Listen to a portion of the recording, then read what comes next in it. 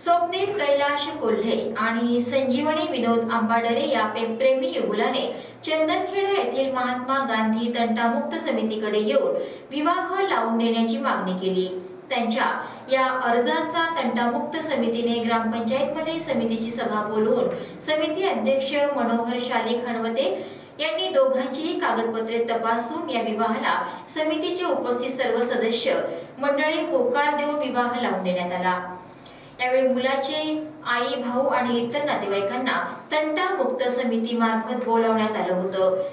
पुढचं जीवन सुरळीत चालत राहावं अशा शुभेच्छा मुलाच्या आई, वडील, भाऊ आणि गावातील प्रतिष्ठित नागरिक यांच्याकडून वधूवराला देण्यात आल्या। त्यांचा विवाह 10 सप्टेंबरला सायंकाळी 7:05 विठ्ठल रुक्मिणी मंदिर देवस्थान चंदनखेडा येथे गावातील पंचांसमक्ष लावून देण्यात आला। यावेळी तंटामुक्त समितीचे अध्यक्ष मनोहर हणवते, पोलीस पाटील समीर पठाण, सरपंच नयन जांभुळे, विठ्ठल हणवते, पाचगावचे पोलीस पाटील विकास दुरुणकर, खोखरीचे पोलीस पाटील सतीश कुरेकर, सिंगलदीप पेंदाम, रवींद्र मेश्राम आणि गावातील नागरिक उपस्थित होते।